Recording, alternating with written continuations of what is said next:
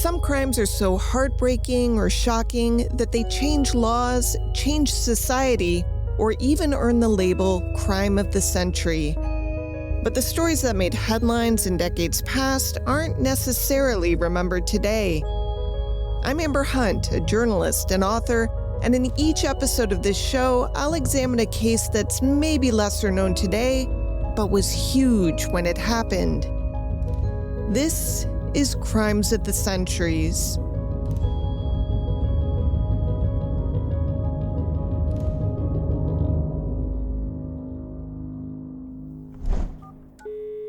State Police Boston recorded an emergency 510. My wife's been shot. I've been shot. Where is this, sir? I have no idea. I'm off. I've been coming from Tremont, Brigham and Women's Hospital. Where are you right now, sir? Can you indicate to me? No, I don't know. He made us go to an abandoned area. Okay, sir. Can you see out the windows? Can you tell me where you are, please? No. I don't know. I don't see any signs. Oh, God. Are you near Brigham and Women's Hospital? No, we went straight through. What kind of car do you have, sir? Pardon me? What kind of vehicle do you have? Toyota Cressida. Toyota Cressida? Cressida. It's a... Are you in the city of Boston, though? Yes. Can you give me any indication where you might be? Any buildings? No. Okay, has your wife been shot as well? Yes. In the head. In the head? Yeah, I ducked down. How long ago did you leave Brigham and Women's, sir? In what direction did you leave? 2 minutes, 3 minutes. Oh, man. 3 minutes from Brigham and Women's, sir. Oh, man. Okay, sir, bear with me now. Stand by. Stay on the phone with me. The call came into a Massachusetts State Police emergency line set up specifically for cellular calls on October 24th, 1989. Dispatcher Gary McLaughlin knew immediately this was not a routine call about a shooting. McLaughlin was frantically trying to locate the victim. A battalion of Boston police were already racing toward the area, but they didn't know where exactly to find this guy's car. The man had said his name was Chuck Stuart, that he had just left Brigham and Women's Hospital with his wife a few minutes before, and they had gotten lost on their way back home to suburban Reading. He said they had both been shot and robbed. The dispatcher, despite being practiced in the business of calm in the face of calamity, knew things were dire. The woman's injuries sounded catastrophic. But the man on the line answered his questions in a coherent enough fashion and, while trying to ease his vehicle to the nearest cross street, kept saying there was no traffic, no kids on the street, no dads walking dogs, nobody he could ask for help. The dispatcher tried to keep the caller from losing consciousness by urging him to keep looking for landmarks and street signs, all in the hope the police could find the couple's car in the darkened streets of an area of Boston known as Mission Hill. Because the police, like all of Boston that late October day in 1989, knew that this couple clearly didn't belong in Mission Hill, that through some cruel trick of fate or misdirection, they had gotten on the wrong side of Huntington Avenue, the side where bad things happened. Out on the streets, it looked like a war mobilization. Boston police had flooded the area around Mission Hill, cruisers converging from every direction, but they couldn't find the car. The dispatcher stayed on the line, just trying to keep Chuck talking. Then, someone noticed something.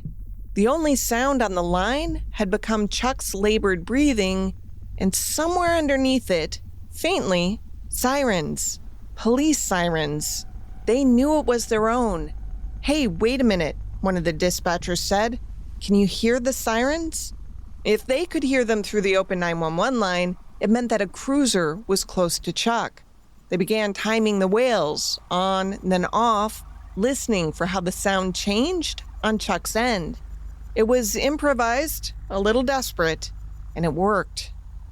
On St. Alphonsus Street, a small side street that was about to fill with detectives, Mission Hill residents were going about their evenings. They had no idea what was converging on their neighborhood. Neither did the Rescue 911 camera crew riding with Boston EMS that night, but they were rolling when the cars finally found the blue Toyota Cressida, and they captured everything that followed.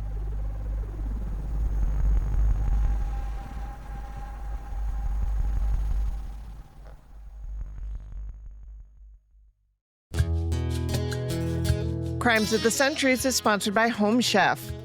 The kiddo is coming home from summer camp, which means we have to make one major adjustment around here. Buy more food. I've gotten used to feeding 2 adults, and suddenly we're going to have a hungry teenager back in the house. Who presumably will expect us to provide meals. The audacity. But this is where Home Chef really helps. It keeps the fridge stocked without me having to add more meal planning and more grocery runs to everything else we already have going on. And you can pick based on how much effort you actually have in you that day. I especially love the oven-ready meals because I'm getting really stingy about my time lately. I don't want to spend an hour preparing dinner and then another half hour cleaning up after it. You have other things you'd rather be doing. With the oven-ready meals, the prep is minimal, cleanup is easy, and we still get an actual meal that tastes great. And there are more than 30 options every week, so everybody can find something. And people really love it. Home Chef is rated #1 by users of other meal kits for quality, convenience, value, taste, and recipe ease. For a limited time, Home Chef is offering my listeners 50% off and free shipping for your first box, plus free dessert for life. Go to homechef.com/COTC. That's homechef.com/COTC for 50% off your first box and free dessert for life. Homechef.com/COTC. Must be an active subscriber to receive free dessert. It had all started out so promising. Charles Stuart and his future wife, Carol DeMady, met while working at the Driftwood, a bayside restaurant on Revere Beach, a burg just a handful of miles north of Boston, situated on Massachusetts Bay. Revere Beach is the oldest public beach in the United States, and while it may sound like a posh address, it wasn't really. In 1989, it was one of 3 stops on the rail line that dropped commuters from Revere, a working-class suburb. It had spent the last decade recovering from a brutal 1978 blizzard that included hurricane-force winds and major coastal flooding. Taken together, the storm had destroyed much of the town. Carol's father, Guisto, owned a pizza parlor but had a second job at the Driftwood. He had 2 kids to put through college, after all. When Carol turned 15, Guisto got her a job as a busgirl there.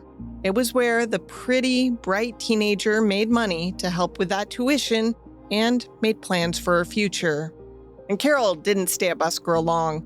Her easy manner and attention to detail made her a good waitress, which helped with the tips, which helped pay tuition to Boston College, where the academically gifted co-ed would soon excel.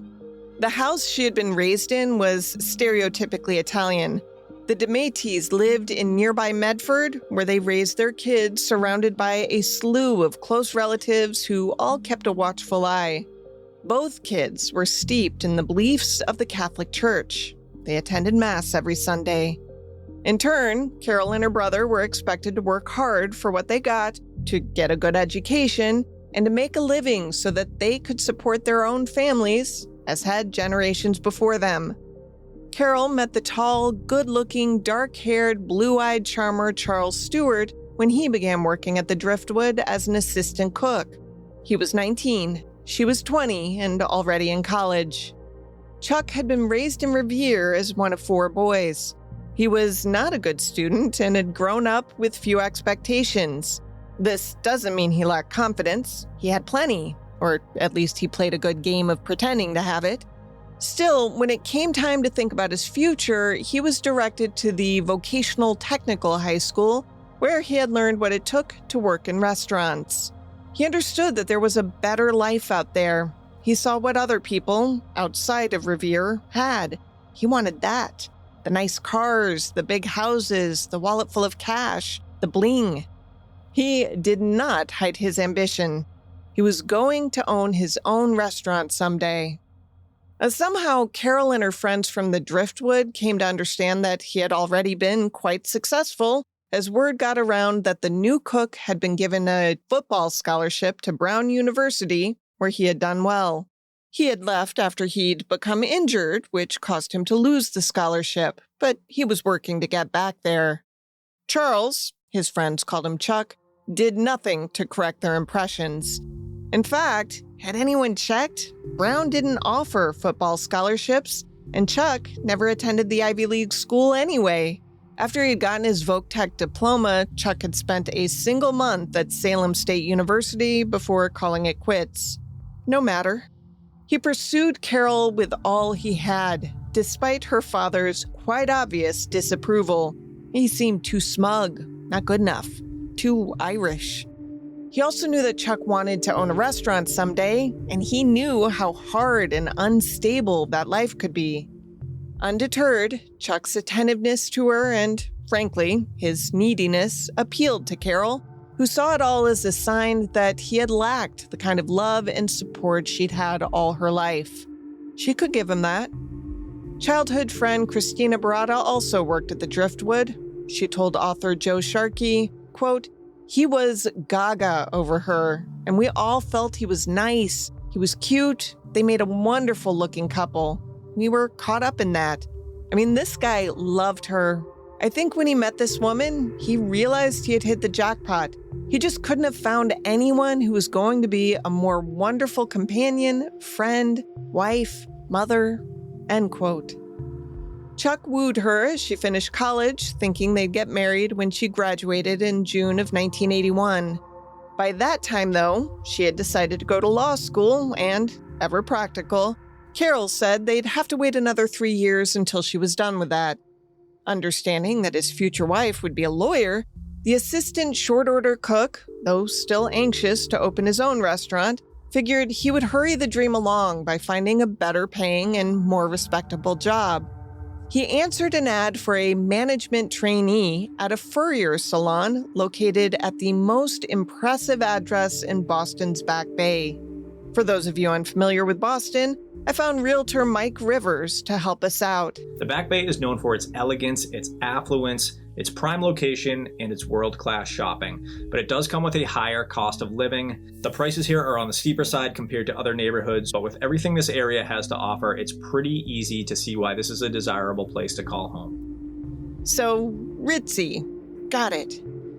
Now, Edward F. Caucus & Sons, that's the furrier, as in they sold fur coats and such, was located on very posh Newbury Street, and they must have been impressed with this 6'3", elegantly dressed young man when he interviewed for the Post.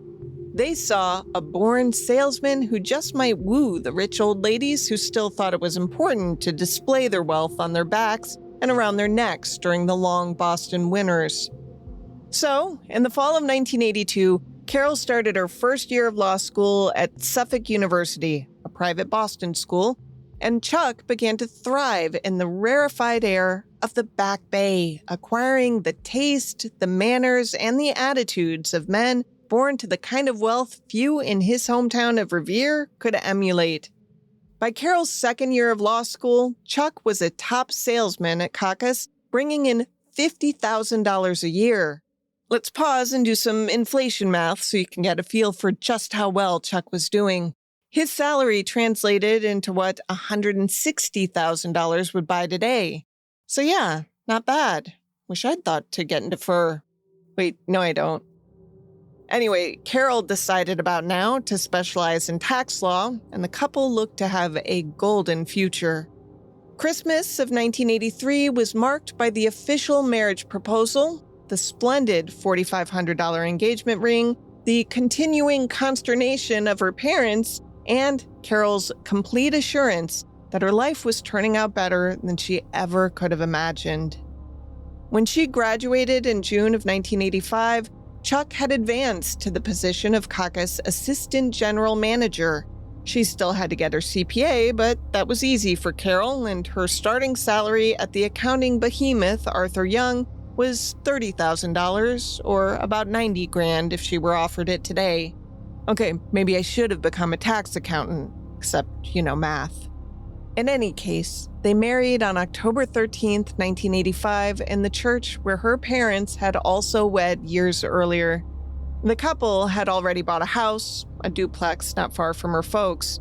Being sensible, they figured they could live on one side of the place and rent out the other.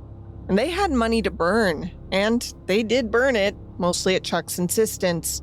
As Sharkey wrote, Chuck, quote, spent money like a man who inherited it, end quote. That is, he bought expensive hand-sewn suits, Italian loafers, $1,200 sweaters, and good seats for New England Patriot games. He had a personal barber and liked to bet big on the Celtics. Later, it would be privately said that his habits hid discomfort among Carol's educated friends and her still unconvinced parents. But he was making up for in outer appearance what he lacked in inner peace. I'm not sure. He wanted to appear to belong on Newberry Street, and he wanted, eventually, to own a fabulous high-end restaurant. He would look the part without really doing the work of saving the upfront money to buy what he wanted. For Carol's part, she told friends that Chuck believed in the gospel of enjoying life while you can, that you were only young once. You know, YOLO. It seems she decided to trust him. Despite her being a certified public accountant, a tax attorney, and a girl who just had a good head on her shoulders, she turned her paycheck over to her husband every month. He, in turn, gave her an allowance. That way, she didn't know that the life they led had occasionally made for delinquent payment notices and the random hit on their credit rating. Still, their heads were largely above water. By 1989, they were making $100,000 together. That's nearly $300,000 in 2026 dollars. They sold their duplex for a sizable profit and bought a new house in Reading, a suburb about a half an hour north of Boston, and decidedly more fashionable than where they'd grown up. True to form, they went a bit overboard. They paid $265,000 for a 3-bedroom, 1.5-bath house, complete with pool, heated whirlpool, a big kitchen, and impressive landscaping. It was the nicest on the block. Carol figured it'd be a house she could fill with children.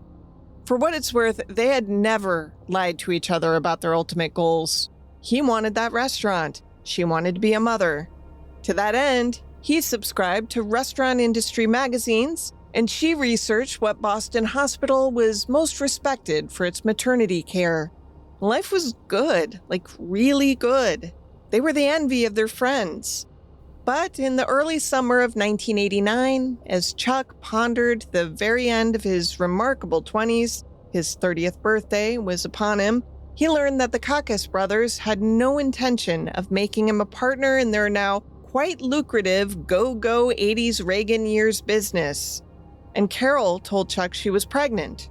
For some reason, this was a surprise to him, a development that Chuck seemed to treat as having happened to him rather than with him. And Chuck learned another thing. Carol was going to quit her lucrative job when the baby got here and be the full-time mama her mother had been. She could barely contain her joy. Her husband, on the other hand, could barely contain his horror.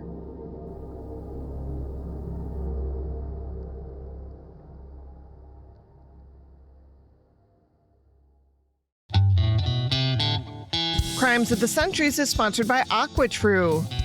I've been using AquaTrue for a while now. That's a space-age looking thing on the counter? Yep, and one of the things I love about it is you can actually see it working. Just strangely satisfying. You put the tap water in, AquaTrue purifies it, and you can see the water it's separated out, and the drinking water tastes great. Which is important because if filtered water tastes weird, you're not going to drink it. Right, and the reason I wanted something more substantial than a basic pitcher or fridge filter is that AquaTrue is tested and certified to remove 84 contaminants, including chlorine, lead, forever chemicals, and microplastics. So this is doing a lot more than your standard filter. A lot more. AquaTrue uses a patented 4-stage reverse osmosis system, and the countertop version doesn't require any plumbing or installation. You just set it up and use it. And now that we have it, we use it all the time. We really do. AquaTrue has been featured in Business Insider and Popular Science and Good Housekeeping, named it Best Countertop Water Filter. Plus the most basic test. Does the water taste good? And? Yes, very good. Go to AquaTrue.com now for 20% off your purifier using promo code COTC. AquaTrue even comes with a 30-day best-tasting water guarantee. That's AquaTrue.com, AQUATRU.com, promo code COTC.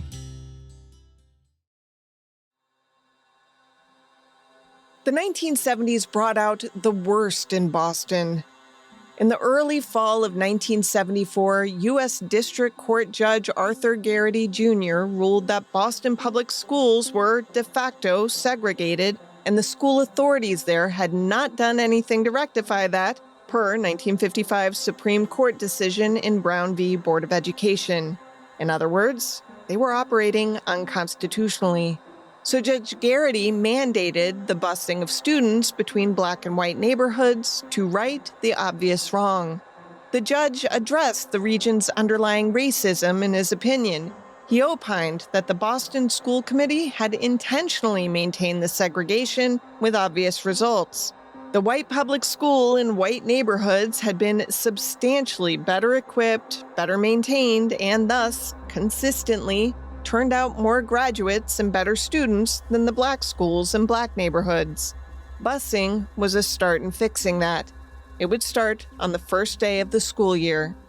Some white leaders panicked. They urged white parents to keep their children home that day. Parents listened. At South Boston High School, only 56 of the expected 800 students showed up. Maybe that was best because the day was met by intense, ugly protests. Racial slurs were lobbed at children. Rocks, bottles, and Molotov cocktails followed, thrown through the windows of school buses full of black children. Police in riot gear were sent in to help maintain order. In the chaos that followed, police cars were overturned, children huddled in school hallways for their own safety, and teachers found instruction a ridiculous proposition. A kind of low-grade anarchy reigned for days in some areas. The overt racism that existed in Boston had at last come to light. PBS's American Experience retold the story of those times in its documentary, The Busing Battleground. They unearthed archival footage that speaks to the times and the problems. Here's a clip of Robert DeGrazia, Boston Police Commissioner, speaking to the press in those early September days of 1974. Last night, a mob of several hundred people started stoning civilian cars and setting fires in the streets and then attacked responding firefighters. It was this mob that then attacked police, attempting to protect the citizens and the firefighters. The quickest way we can get the city back to normal is to stop the troublemakers. But the question lingered. Were the police treating the white protesters with kid gloves? Thomas Atkins of the Boston NAACP sure thought so. Here he is responding to a reporter's comment that the police were doing a first-rate job in handling the crowds. Let me ask you a question. If the kind of scenes, crowd scenes, you've encountered in Charlestown, the crowds were white, was to be taking place in Roxbury, where the crowds were black, do you for 1 minute think that we would have a situation like we have today, where the total arrests that have been made over there have been less than 20? Do you for 1 minute think that would prevail?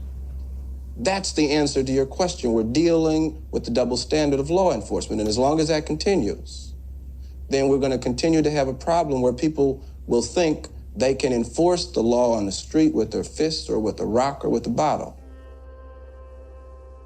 South Boston State Senator Billy Bolger, who, by the way, was brother to infamous crime boss Whitey Bulger, joined South Boston State Rep Michael Flaherty and Boston City Council member Louis Day Hicks in releasing a declaration of clarification challenging Garrity's decision. It read, quote, "It is against our children's best interest to send them to school in crime-infested Roxbury. All the rest is only a distraction. There are at least 100 black people walking around in the black community who have killed white people in the last 2 years. Any well-informed white suburban woman does not pass through that community alone, not even by automobile," end quote. I won't dwell on this much longer, but the court ordering of busing in Boston did not end until 1985. And by that time, the racial divides, the fear-mongering, and the hate had done their job. The racial lines were drawn, the animosity palpable, the police shown to have taken sides in a city as uncontrollable as a powder keg, and, because of that, inordinately dangerous. Boston Globe associate editor Adrian Walker explained to WGBH host Crystal Haynes in a clip that promoted the newspaper's 2023 Murder in Boston 10-part documentary that took a look back at the Stuart crime. He is framing 1989. You know, it was a city that was beginning to emerge from the racial violence, the 15 years of racial violence prompted by school busing. But it was also a time of rising crime. Murder was exploding, crack was here. So there was a lot of tension and anxiety around crime. Then crack cocaine appeared, largely in the Black and brown communities, to ravage families and engender an upswing in gang violence. That in turn emboldened Boston police. Walker again. This was an era of stop and frisk when police were stopping young black men on the streets with what they claimed was probable cause, maybe not, and searching them. So there was already a lot of tension. There were already court cases about this. The police had been ordered to stop. They basically refused to stop despite the court order. So there was a lot of tension already. And then this just ignited it that much more. Just a half hour away, in the leafy suburbs where none of this touched him, Chuck Stuart had other things on his mind. Sometime in the early fall of 1989, he reached out to one of his oldest friends. When they met, Chuck confided he was unhappy and wondered aloud what would happen if Carol were hit by a truck. The friend was stunned and suggested, jokingly, that he should just divorce her. Too expensive, Chuck said, and besides, a 21-year-old blonde intern was now working at the furrier business. He bragged that he was about to brighten her world with his undivided attention. Her name was Debbie. The friend was now sufficiently creeped out. The dead wife talk ended. A few weeks passed. Then Chuck approached one of his brothers, Michael, a Revere firefighter, and vaguely told him he wanted to get rid of his wife. Michael laughed it off. After that, Chuck approached David McLean, a friend from high school. They talked about how Chuck wanted to open a restaurant, how he needed some upfront capital, and how Carol was in the way. McLean wasn't sure what the guy was telling him. Then Chuck asked straight out, "Do you know anybody I could get to take care of my wife?" McLean still wasn't clear. So Chuck was even blunter. "To kill my wife." McLean said he was nuts. Undeterred, Chuck turned to his 23-year-old brother, Matthew, a low-wage worker at a paint factory. He knew Matthew worshipped him, always had. He figured he could talk him into anything as long as he framed it as a personal favor. He also changed tack. He didn't talk about killing Carol.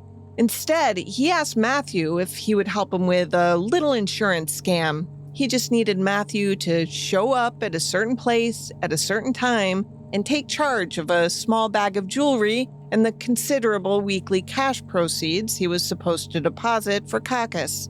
There would be $10,000 in it for Matthew. The kid was in. In October, Carol had signed herself and her husband up for birthing classes at Brigham and Women's Hospital in Boston. She had decided this was the best place to have her baby, and despite a few warnings from family and friends that it was located close to a dodgy neighborhood, she persisted. It was, and is, a premier medical facility. The classes would be on Monday nights. The first class was set for October 16th. It went well. Chuck had been super attentive, according to those who shared the class that night. The following Sunday, he and Matthew went for a ride. Chuck showed his youngest brother where the hospital was, then crossed Huntington Avenue to Mission Hill. They rode by the housing projects there and down some streets until they came to an abandoned area. Matthew saw that Chuck had timed the trip from the hospital to the rendezvous point. Then Chuck found a secluded spot nearby and told Matthew that this is where they were going to meet the next night at 10 p.m. He had even drawn him a map and made him promise to be on time. Matthew had never been in this part of town. I mean, why would he have? It had once been a nice white neighborhood, but after the Second World War had become, at least in his estimation, a less desirable address, more crime-ridden, and more black. But he could return the next night if it meant a $10,000 payout, so he took the map. The next evening, Carol left work to pick up Chuck. She knew there would be traffic, but she also knew she could get to the childbirth classes in time. Now, they had fought in recent weeks. She fretted about having gained weight during the pregnancy. Chuck hadn't been happy about that. But it would soon be over. She was 7 months pregnant, and there was nothing to suggest that the baby wasn't healthy and she'd be a mother by the new year. Her overprotective father had made sure she had a mobile phone so she would stay safe on the road. A mobile phone in 1989 was as big as a carpenter's toolbox. Hers sat in the open space between the driver's and the passenger seats. She was glad to have it, but she was one of those suburbanites that didn't especially fear Boston. She had gone to school there. But neither was she dumb. She knew that, in recent months, the violence in the city had increased almost exponentially. Drugs, drive-by shootings, gang activity. One headline from the Boston Globe just a few days earlier read, "Police cite reign of violence in neighborhoods." A sidebar, which noted, quote, "More than 100 people were shot in the inner city neighborhoods of Boston during a 40-day period that began in early September," end quote. And that's 10 people shot every 4 days in Roxbury alone. But the hospital was not some deserted outpost tucked in a dark alley. It was well lit and busy. A trolley car line ran by it. People came and went constantly. Besides, the trip in and out was a straight shot onto freeways that took them home. The session that night let out a little early. The other soon-to-be parents would later tell police that the couple seemed happy. They walked out holding hands. Chuck must have told Carol that he would drive them home. Now, for those of you who don't have experience with pregnancy, the third trimester is not a time of boundless energy and vigor. And Carol surely was tired. She wanted to go home and put her feet up. She must have gladly handed him the keys.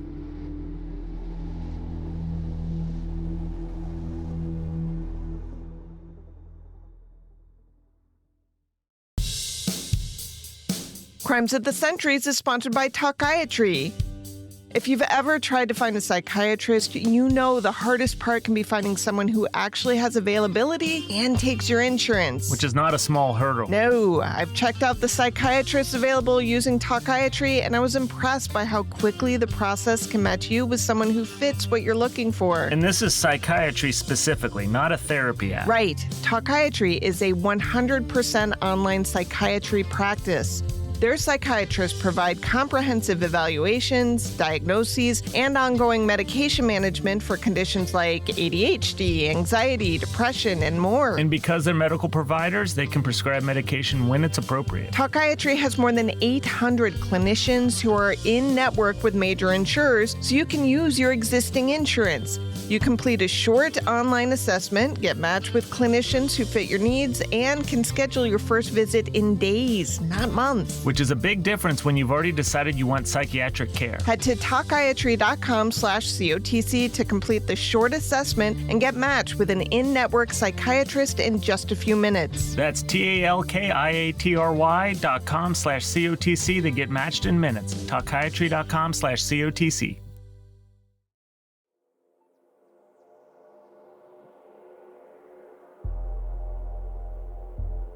In a bizarre coincidence, the TV reality show Rescue 911 was in Boston that night, and they were taping what was happening at the command center and on the streets. This is their recording of the call. You'll note it's a continuation of the one heard at the beginning of the episode. By this point, the police were swarming the area, still actively trying to find the couple that had been shot. Drive. Give me any street indication and stay there. I'll get someone right to you right away. Stop the car. He took the keys, but I have a spare set. Oh, man. Bear with me, Chuck. I'm going to get someone to you. Hang in with me now. All right. I'm at a place. Oh, I can't read it. Just try to read it, Chuck. All right, I'm coming up to an intersection, but there's no... Toyota Cressida. What color's your car, buddy? Street sign. Blue. Blue Toyota Cressida. Yeah. Okay, Chuck. So try to give me a street sign. Intersection. Okay, Chuck. Is your wife breathing? Just gurgling. There's a busy street up ahead. Oh, man. I'm turning onto a busy street. I recognize where I am now. Should I drive to the hospital? Just tell me what the street is, Chuck. I'm pulling over. Turn on. Chuck was being so vague that the dispatcher had each cop car in the area turn their sirens off and on so that he could hear, through the 911 call, how far away they might be from the victims. And it worked. It so happened that the rescue 911 cameras were in that very vicinity. They rolled up about the same time as the police and EMS. A newspaper photographer wasn't far behind. They shot everything.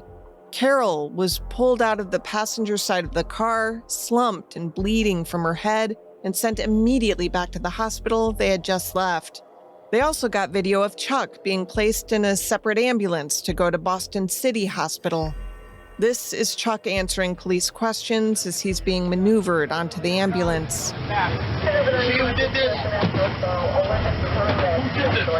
Out of the way. Black man. One guy? Two guys? What do you look like? Black man, what do you have on? If you had trouble hearing it, Chuck identifies the shooter as a black male. Chuck had remained conscious, but was seriously hurt, having taken a close-range gunshot to his belly. Because the TV show had prearranged access to Boston City Hospital, the camera followed him into the ER. This is actual audio from the ER that night. Charles, yeah. Is there someone you want us to call for you? No. No? No. Okay, so far we have 2 penetrating gunshot wounds. It looks like an entrance wound here. Second sight over here. Patient's hemodynamically stable, complaining of belly tenderness. We're going to get some x-rays of his chest, shoot a quick picture of his kidneys, and then I'll go up to the operating room. Elsewhere in the city, TV and newspaper reporters had listened to the police scanner and knew this was not a typical crime, even in as troubled a place as Mission Hill. The next morning's Boston Globe had the story on the front page, though it was toward the bottom, below the fold. It hadn't reached lead story status, not yet. The headline read, "Couple shot after leaving hospital, baby delivered." The dispatcher McLaughlin was quoted in the story saying, "It was a unique call. You don't get many of these in your career. There was a definite urgency in the gentleman's voice. We didn't have a lot of time to find out where he was." End quote. The shooting had happened late in the news cycle, which meant that the Globe had the bare facts, but little more. They reported that the couple had apparently been stopped at Huntington Avenue and Press Street for what appeared to be a robbery. Police had assumed that the assailant noticed the Toyota's car phone, a rare commodity in cars at the time, and panicked, thinking the driver was a police officer. They based that on Chuck's statement that the gunman said, "I think you're 5-0. The shooter, in his panic, then climbed into the backseat of the couple's car and forced them to drive around Roxbury and through the Mission Hill housing development. Then he must have ordered them to stop around Terrace and Gurney Streets, where he shot Carol point blank in the left temple and Charles in the stomach as he fled. As the Globe headline had indicated, Carol's baby had been delivered prematurely just before midnight. The story didn't mention what the doctors and some in Carol's family already knew. Though still alive, the baby boy's chance of survival was close to 0. It had taken police 20 minutes to find the couple, and as EMT Dan Hickey said, "In order for an attempt to save the child, she had to get to a hospital that could deliver the baby in 10 minutes in order to have a chance at the baby's life." By Tuesday morning, his mother was already dead. Boston Mayor Raymond Flynn now told reporters, "I instructed the police commissioner of the city of Boston and the police department to be as aggressive as they ever have been before." Why? Well, no one said it out loud, but everyone knew it was because the victims were white and had done nothing wrong but be in a neighborhood that most of Boston believed devalued life. If anyone on the scene that night thought anything was amiss with Chuck's story, they held their tongues. And for good reason. I mean, they would have seemed like cynical creeps. Chuck was not superficially wounded. The shot to his gut was so severe and so potentially lethal, he was immediately discounted as the shooter. The surgery to repair the damage to his vital organs had taken 6 hours and didn't fix everything. He was scheduled for more. He had also tried desperately to get help, He was even publicly hailed a hero by the dispatcher McLaughlin, who had talked him through the 911 call. Everyone knew that much. Still, there was plenty the cops didn't know. They didn't know that on the morning of the shooting, Chuck had taken a .38 revolver from the back of the Caucasus safe, something they never used, as well as 3 old shells, and put them in a gym bag, which he placed in the car's back seat when Carol picked him up. They didn't know that, after the birthing class let out, he had feigned being lost, had stopped on a deserted side street, reached back for the gun, and shot his 30-year-old wife in the head. They didn't know that he had added a second shot into the car's roof to spice up his story of wrestling with a gunman, and that he then threw her car keys into the bushes and replaced them with his own set. They didn't know that he was confused as to why Carol was still alive, moaning beside him. They didn't know that he then drove to the rendezvous point where he was to meet his brother. To that end, he had removed Carol's jewelry and put it in her purse. Because he had to add the gun to the bag, he had to shoot himself in some way that he would look hurt but wouldn't have permanent damage. He had researched this. But at the last minute, as he was aiming the gun at his lower abdomen, Carol apparently made some lurching movement toward him, and the gun slipped and fired, ripping through his intestines and lodging near his spine. When Matthew showed up, right at 10 p.m., Chuck tossed the bag from one car into the other without the brothers exchanging words. Matthew raced off, and Chuck continued to try to think this through, driving around with his lights off. No one seemed to pay him any mind. Chuck got to another dark and solitary corner of Mission Hill. Carol had been shot almost a half an hour before. He himself was bleeding badly. It was time to call for help. He had no intention of dying. By the time Tuesday dawned, the cops didn't know that the gun had already been tossed in the Pines River, a frequently flooded waterway that had significant bank erosion. It ran between the blue-collar towns of Revere and Saugus. Tossed as well was Carol's purse, minus the scant jewelry and a bit of cash. By Tuesday afternoon, the town was in full thrall to the story, and the nation, thanks to the attention given the story by network news anchors, now knew that Boston was a veritable battleground. Its homicide rate had doubled since 1987. A nightmare story of random crime and violent death. Millions of television viewers across the United States listened in horror. Every day you and your family and your friends are not victims of crime. The odds will increase. You will be. That first week, even as Carol was being buried, the cops turned Mission Hill upside down, throwing the notion of probable cause out the window as they began the most intensive manhunt in Boston history. And they leaned hard on grandmothers and mothers and any black man that dared answer the door or walk the streets. This is Robert Murner, a Boston police spokesman, speaking of the wholesale sweep of the area on Retro Report. Stops, arrests, and summonses for everything from drinking in public to small amounts of narcotics, because the concept was shake as many trees as you can until we start getting information on who committed this heinous crime. The neighborhood remembered it as well. Local pastor Jeffrey Brown. I remember driving in maybe 2 days after the woman was shot and killed and seeing police officers lining up these guys from Mission Hill. They would pull the pants down. They would be very obtrusive in their searches. It really made me feel very fearful about who I was as a black man. It was harassment in anyone's book. Only the police didn't care. They had to find this guy, and fast. And while recovering, Chuck had gotten a little more specific about the assailant. 5'10", 150 to 160 pounds, shaggy but short afro topped by a black baseball cap. He had a raspy voice, but, said Chuck, spoke in a sort of sing-song style. His jogging suit had 2 or 3 red stripes on it, Chuck decided. The long list of suspects the cops had drawn up shortened a bit. The intensive, if barely legal, search for the guy turned up 2 promising suspects. The first was Alan Swanson, a 2-bit heroin dealer, and the other was Willie Bennett, a man well known to Boston police for his rap sheet that included assault, armed robbery, and intent to kill officers.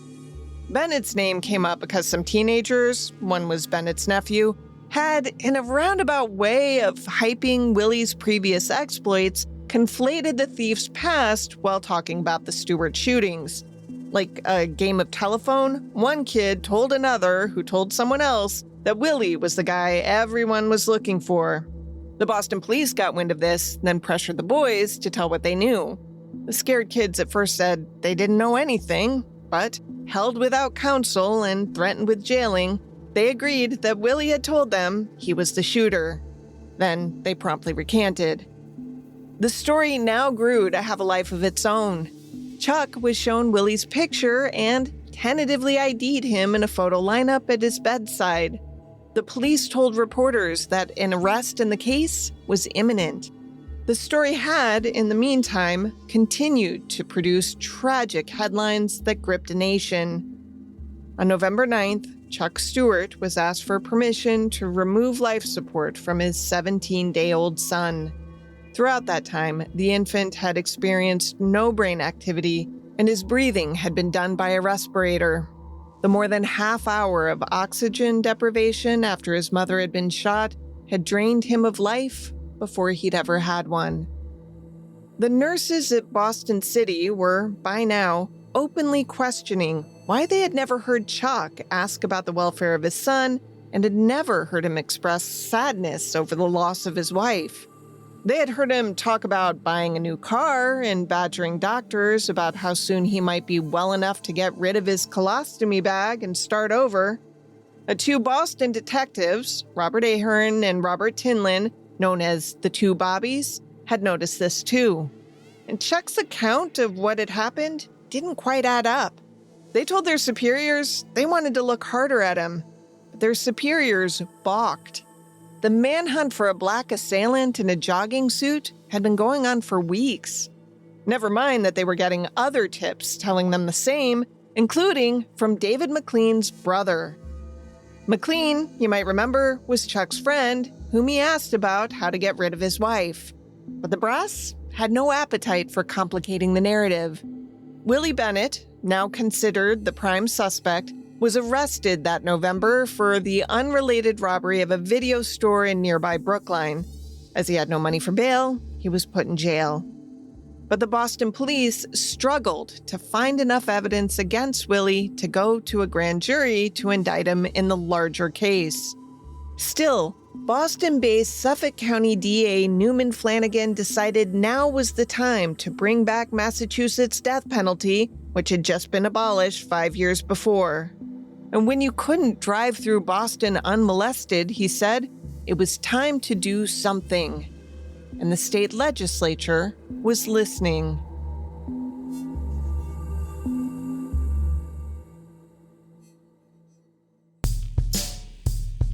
Crimes of Centuries is sponsored by Mint Mobile. I'm a big fan of transparency in wireless bills and government and journalism. Not in pants. I think we can all agree that pants should remain opaque. But when it comes to your wireless bill, I think you ought to know what you're paying for and what you're getting. And Mint Mobile is very straightforward about that. Right now, all plans are $15 a month, even unlimited. And you have an actual Mint Mobile evangelist in your life. My friend John. John is a Mint Mobile diehard. He switched his existing number over and said the process was super easy. And you can bring both your current phone and your number. Right. You can choose a 3, 6, or 12-month plan, and you get high-speed data plus unlimited talk and text on the nation's largest 5G network. No transparent pants required. To get your new wireless plan for just $15 a month, go to mintmobile.com/COTC. That's mintmobile.com/COTC. Cut your wireless bill to $15 a month at mintmobile.com/COTC. That's it. There's no catch. Upfront payment of $45 for 3 months, $90 for 6 months, or $180 for 12 months. Plan required, $15 per month equivalent. Taxes and fees extra. Initial plan term only. Greater than 50 gigabytes may slow when network is busy. Includes up to 20 gigabyte hotspot. Capable device required. Availability, speed, and coverage varies. See mintmobile.com.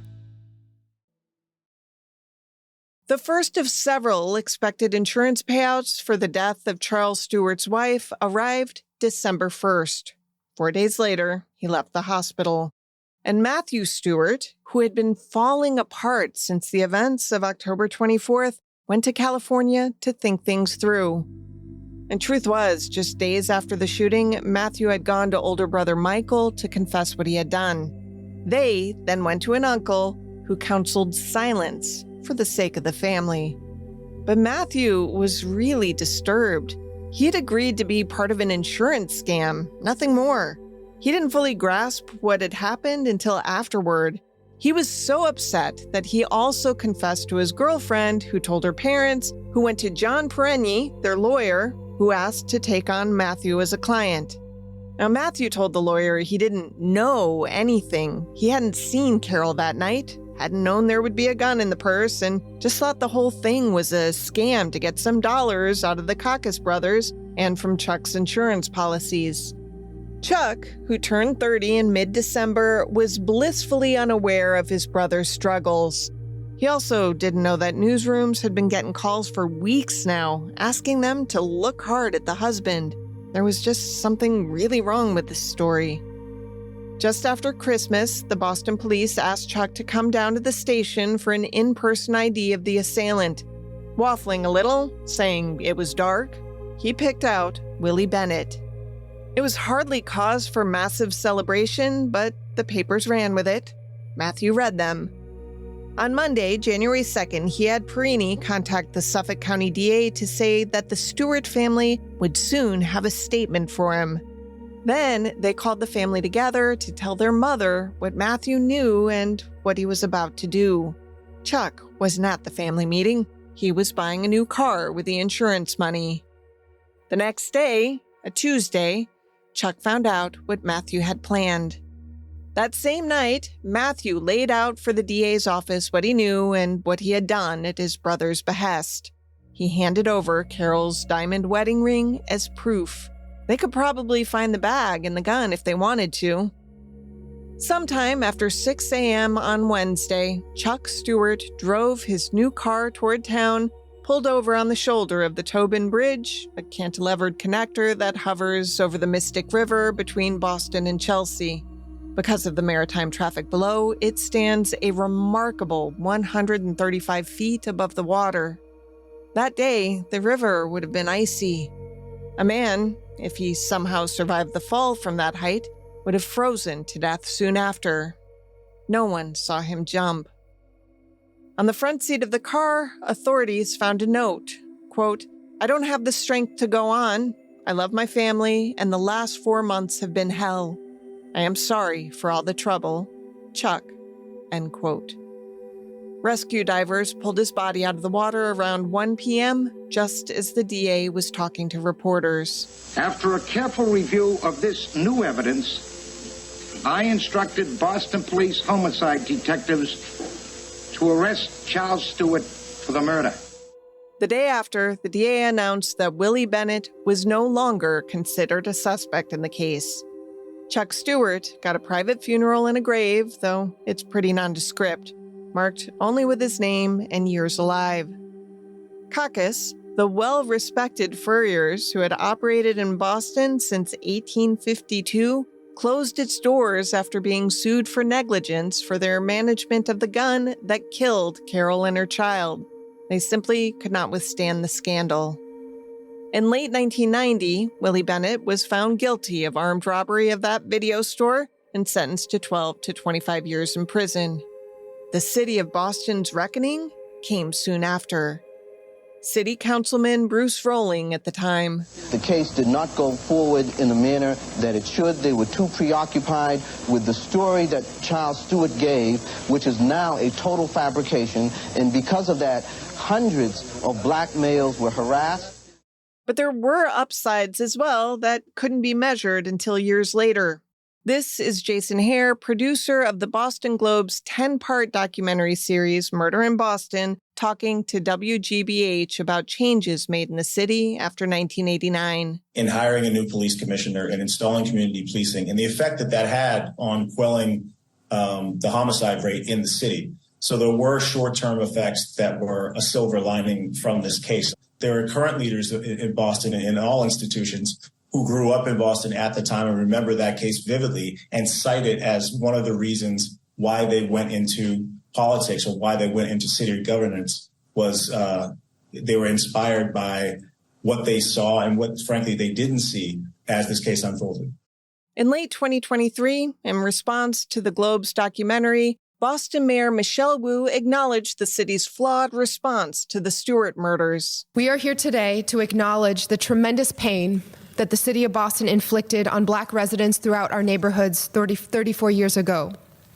The mayor's office, city officials, and the Boston Police Department took actions that directly harmed these families and continue to impact the larger community, reopening a wound that has gone untended for decades.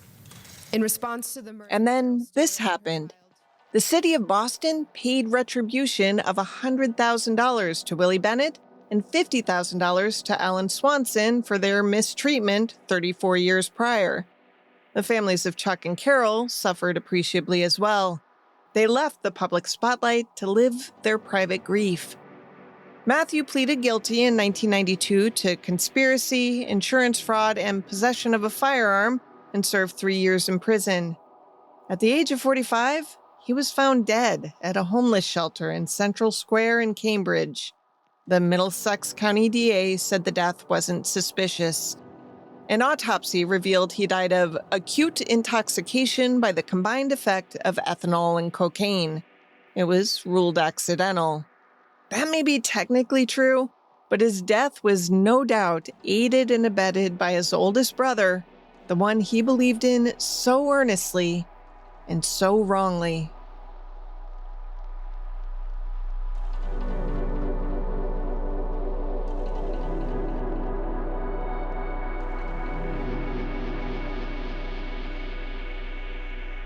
To research this case, journalist Amy Wilson read Deadly Greed, the riveting true story of the Stuart murder case by Joe Sharkey. She watched the Boston Globe's 10-part series, Murder in Boston, Roots, Rampage, and Reckoning, and the Retro Report's well-done piece on the case. Amy and Amber also read newspaper stories that appeared at the time in both the Globe and the Boston Herald, as well as a 2023 retrospective piece in the Globe. Crimes of the Centuries is available early and ad-free through Grab Bag Collab. Head to www.grabbagcollab.com for exclusive content related to this show and access to other series on our profit-sharing network. Unless noted in the citations, this case was researched and written by me, Amber Hunt, and produced by Henry Lavoie. Original music is by Bruce Hunt, Andrew Higley, and sometimes my child, Hunt Van Benscoten. Other music comes from Epidemic Sound. If you like the show, please help us out by rating and reviewing on Apple Podcasts. Also tell your friends. For more information or to recommend a case, go to centuriespod.com. On Instagram, we're @centuriespod, and you can find us on the Crimes of the Centuries Facebook page.